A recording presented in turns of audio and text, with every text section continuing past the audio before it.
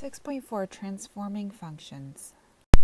Here are two of the things that you need to be able to do after this section. Given a function, describe the transformation and rewrite it in terms of f of x, the parent function. Given a piecewise function, write a new function based on the described transformation. Let's take a look at transformations of f of x. So if f of x is a parent function, what happens if you multiply by a negative on the outside? What's going to happen? All of the y values will be multiplied by a negative, right? So since all the y values are going to be opposite, it's going to become a reflection across the x-axis or a vertical reflection. What would happen if you had a negative on the inside? So if this x is multiplied by a negative sign, what would happen to your graph? Okay, if all of your x values became opposite in sign, right, then it would be a reflection across the y-axis. Think about it, all the positive x values become negative x values, right? All the negative x values become positive x values, so it would be a horizontal reflection. What would happen if you added a number on the inside or subtracted a number on the inside? So to your input, right, this is your input, you add a number or subtract a number, what would happen? It would be a horizontal shift or horizontal translation. Your graph would move to the left or to the right. Remember, when you're adding, you're going to go left h units. If you're subtracting, you're going to go right h units. How about if you have your f of x, right, that's your output, it's like your y value, and you add a number or subtract a number on the outside. So again, what if you add or subtract a number to your output, what would happen? You would have a vertical shift or vertical translation, right? Because it's going in the y direction. So if you're adding k, that would be going up k units. If you have a minus k, you would be going down k units. Do you remember what happens if you multiply by a number on the outside? So if you have f of x, your output, or your y value, and you multiply by a number, what happens? Then it would be a change in the y direction or the output. So you have a vertical or a stretch or a shrink factor. So shrink could also be described as compression. So it depends on what your a value is, right? If your a value is greater than 1, then it's going to be a vertical stretch. If your a value is between 0 and 1, then you would have a vertical shrink. Recall that if your a value is negative, then it's going to be a vertical reflection, where it's a reflection over the x-axis. The one that's a bit tricky is when you're multiplying by some number on the inside of your function. So you multiply a number to your input. So that's going to be a horizontal change. So you want to notice that instead of having b, I have 1 over b. Okay? You're going to have a horizontal stretch or a shrink. You're going to have a horizontal stretch if your b value is greater than 1. Okay, if your b value is greater than 1. So notice you're going to see 1 over b. And then you have to take the reciprocal of that, and that's going to tell you whether it's a stretch or shrink factor. And then you're going to have a shrink factor if your b value is between 0 and 1. So here's an example. Let's say you have f of x and you multiply it by 2 on the outside. Right, 2 is a number that's greater than 1, and it's on the outside. It's to your output or your y value, so it would be a vertical stretch by a factor of 2. Right? All the y values are multiplied by 2. It's going to be twice as tall. On the other hand, if you have the 2 on the inside right here, then you have to think you have 1 over b. So what is my b value? It's whatever the reciprocal is. So instead of 2 over 1, right, because 2 is 2 over 1, I have to think that my b value is 1 over 2. Now 1 over 2 is a number between 0 and 1. Therefore, you have a horizontal shrink, right, by 1/2, because you are dividing all of your x values by 2. Okay, so you're dividing all your x values by 2 or multiplying by 1/2. Therefore, your x values are going to be shrinking in the horizontal direction by 1/2. Okay, let's go ahead and try these two problems here. What would this first one here be? What would the transformation be?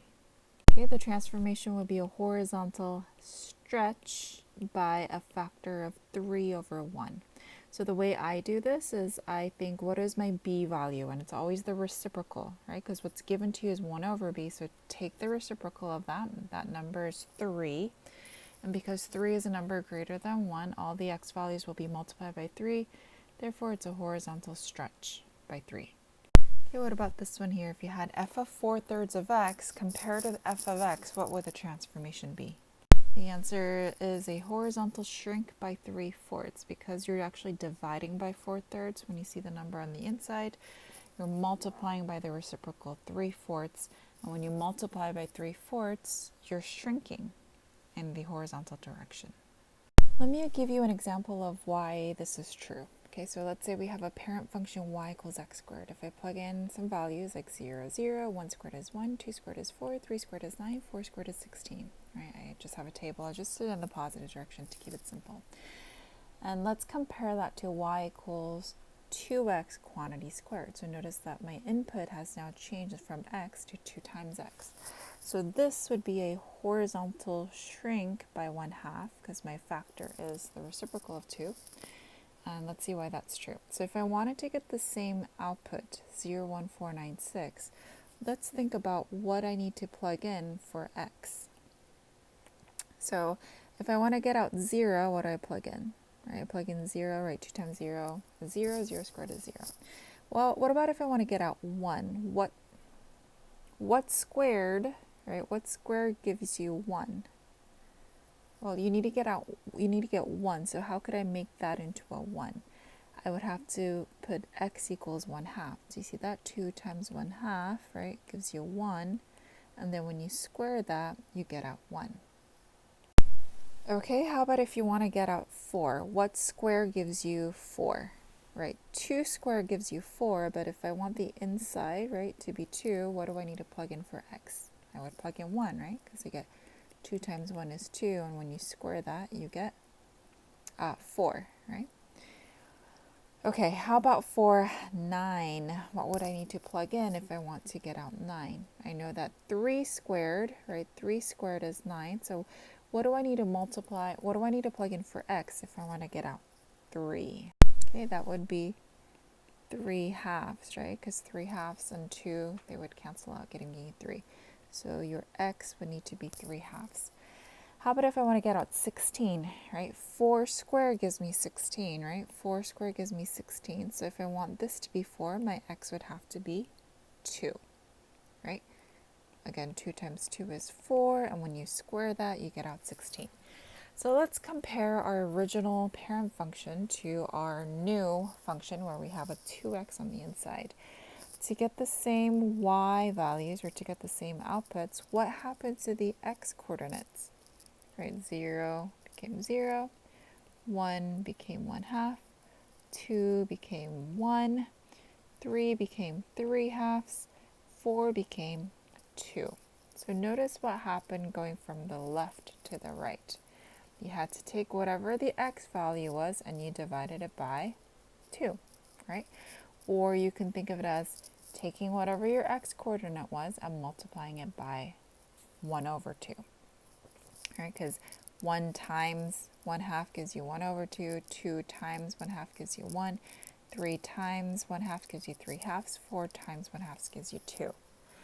So that's the relationship, that's the pattern that we see. When you see a number, whatever number you see on the inside, the coefficient of x, that's the number you're going to divide by. Or in other words, you're going to multiply by its reciprocal, right, in order for you to maintain the same y value or the same output you would have had for the parent function. So you would describe this function as a horizontal shrink by 1 over 2 because, right, all the x coordinates, right, were multiplied by 1 over 2. It became half its original size. Let me go ahead and show you one more. Let's say our parent function is y equals square root of x, and I have a new function y equals the square root of 1/3 x. Again, notice that your number, you have a number on the inside that's being multiplied by the x. What kind of transformation would this be? If I wanted to keep the same output, what would happen to the x value?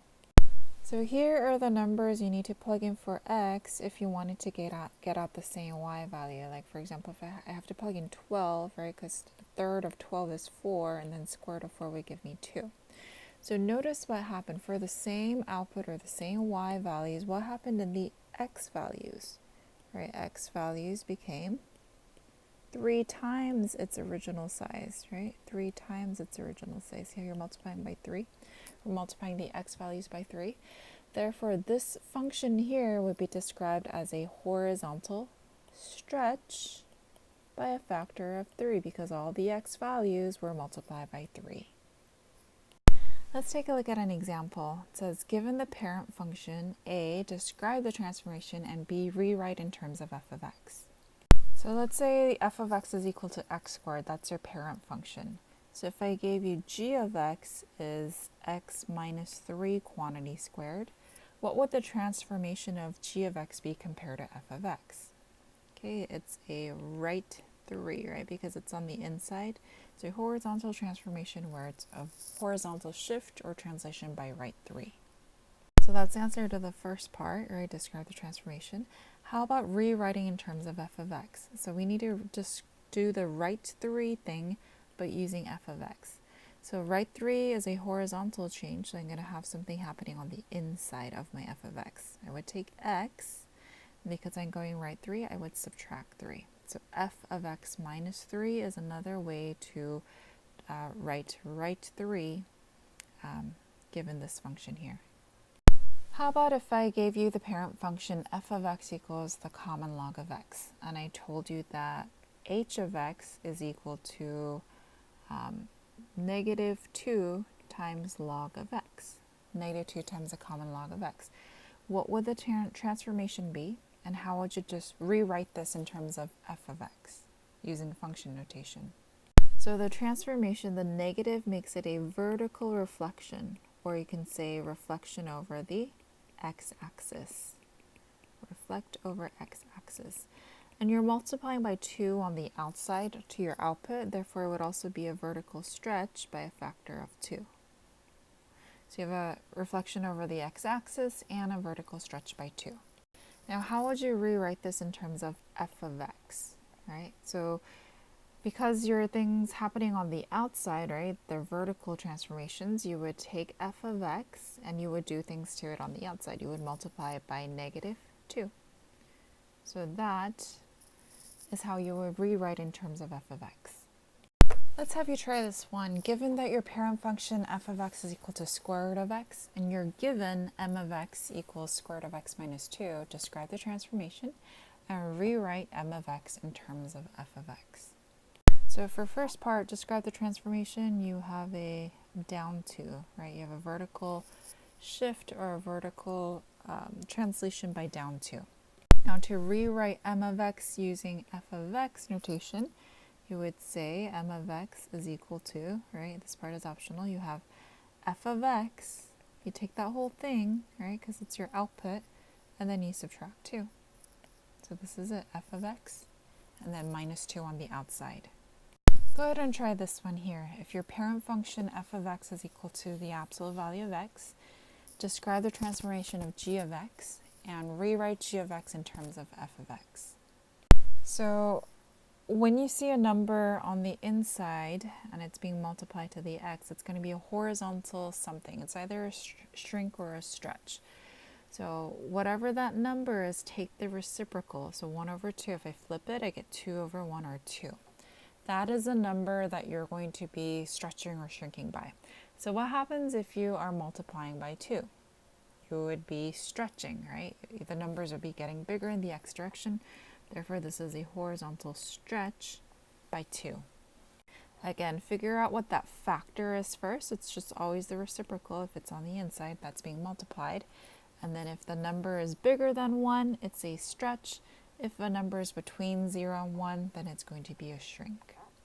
And part B, if you wanted to rewrite g of x using f of x notation, well, it's a horizontal transformation, right? Because it's a horizontal transformation, you're going to have something happening on the inside. It's f of x, but you're multiplying by 1/2, right? Notice that you're just using a different notation to describe the same thing.